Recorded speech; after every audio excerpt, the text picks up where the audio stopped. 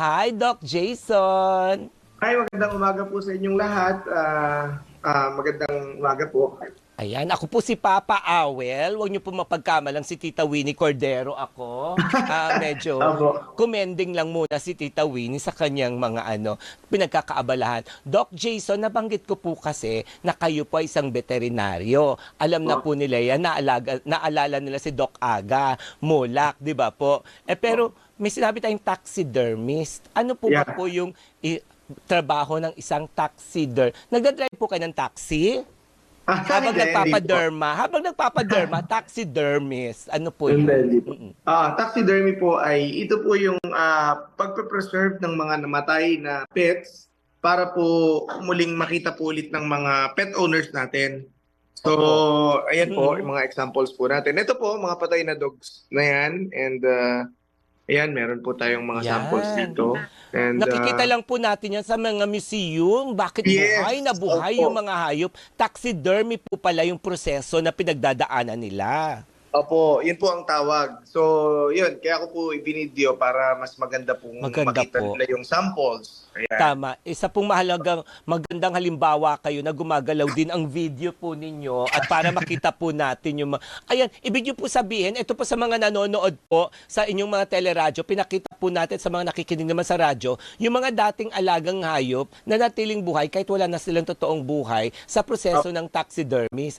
Ito po yung, kasi actually, naging project namin yan nung high school kami. Pinakita na, yun nga, lalamanan ng bulak yung katawan, di ba po, para po tapos may sinasaksak, may ini-inject. Basta proseso na ang mas magandang gagawa niyan ay taxidermist lang po talaga para alam nila yun po yun. So, ibig pong sabihin, yung dati nilang alagang hayop or pwede pong pumunta sa isang veterinaryo. Lahat po ba ng veterinaryo, taxidermist din? Hindi po. May mga nag-practice lang po. Pero actually, sa vet po, ngayon ako pa lang yung nagpa-practice. Ayan. Nako, gusto ko kayo makausap ng personal.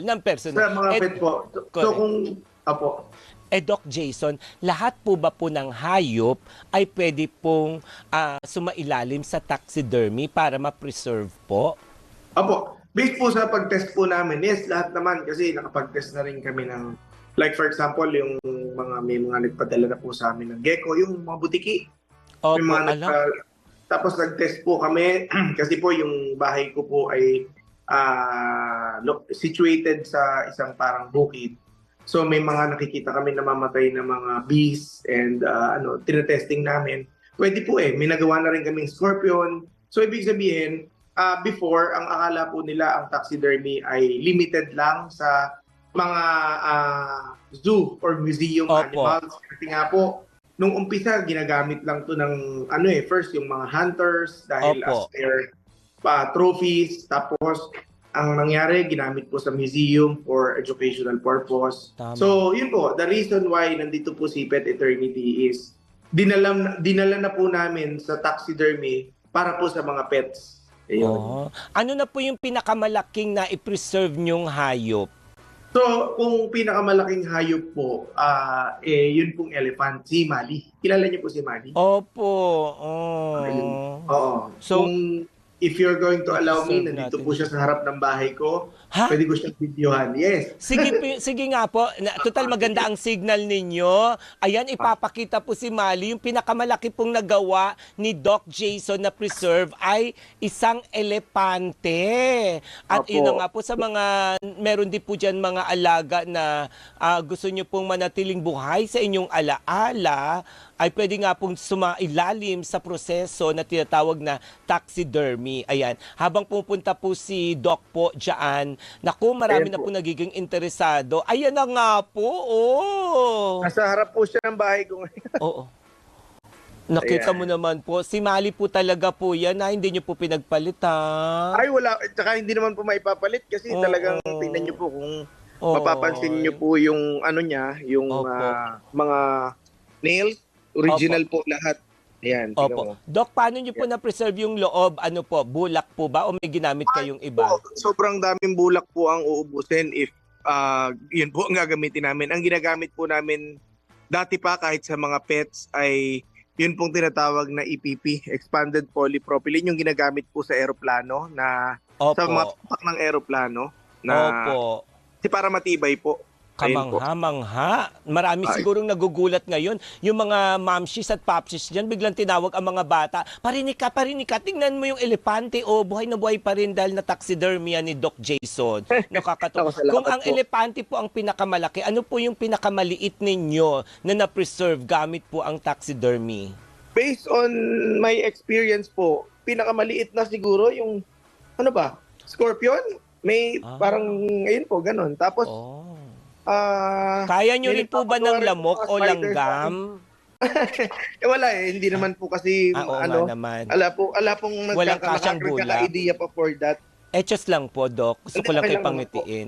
Doc Yeah. Jason, ito na nga, syempre, marami na pong interesado, kahit po yung mga vegetarian natin dyan. Magkano po ba po ang nagagasto sa pagpapreserba ng mga alaga natin? Bilang yung mga fur parents po, gusto naman nila, yung hindi pa nakaka-move on, gusto pa rin nila makasama yung kanilang mga alaga. Nag-range po sa magkano, hanggang magkano ang pagpapa-service po ng taxidermy? Okay, before nung wala pa po si Pet Eternity, yun pong size ng pet like this, ng Opo. mga Shih Tzu and cats like this, nasa 25 to 30,000 po. Before, nung wala pa Opo. po si Pet Eternity. Opo. But nung dumating na po si Pet Eternity, eto pong mga ganitong size ay ibinaba po natin into 10 to 15,000 para po affordable para sa mas marami. So, ibig sabihin po, binaba po natin siya into half para po yung ibang mga fur parents na gustong makamove on and gustong makasama pa po nila yung mga pets nila, Opo. makasama po nila ng affordable price. Ayun po. Opo. Doc, kasi po, syempre yung iba po, mitikuloso, ganun. Paano po, nagbayad na kami sa inyo, tapos after 1 week, ay teka, parang lumuluwa yung mata, ay hindi pantay. Syempre gusto naman nila manatiling maganda. Kaya nga, parang naisip ko, taxidermist, parang dermatologist din kayo. Pwede po bang i-retouch, mas pagandahin ang pwede namin ibalik sa inyo, pakiayos po. Apo, actually, hindi po namin ibabalik kay client, kay owner nang hindi po sila satisfied. Ayun. Ibig sabihin, it is included in our contract and agreement na once po na meron silang hindi nagustuhan. Kasi bago po ibalik, magsisend kami ng pictures and videos hanggang sa masatisfied po sila. Ngayon, meron po tayong tinatawag na 3 retouches. Yung pong retouches na ito, halimbawa, may papa-adjust sa color ng nose, may papa-adjust sa eyes, medyo hindi pantay yung ganito. Opo. Yun pong mga pwede naming iayos po namin. But the problem is, may pagkakataon po kasi na ang nagiging problema, yun mismong pet, nag-dry po ng ganun. May mga time po na hindi naman namin kontrolado. Yun. Yan, pero yung sige po. Marami pong interesado. Sa mga tanong po na napakarami, idiretso na po itanong kay Doc Jason. Please promote po, may social media page po ba kayo? Saan kayo mapupuntahan? Saan po ang Pet Eternity sa mga interesado po, Doc? Okay. Para po sa mga interesado sa pagpapapreserve and para po magkaroon ng way, kasi ito way po ito para sa mga hindi makamove on. Ito po yung nakikita, marami ng mga pet owners na nakikita namin na umiiyak sila once na dinala sa amin yung pet, and then pagbalik po ng pet, umiiyak pa rin naman sila, but because of joy. So if you are looking for a taxidermist, nandito lang po ang Pet Eternity.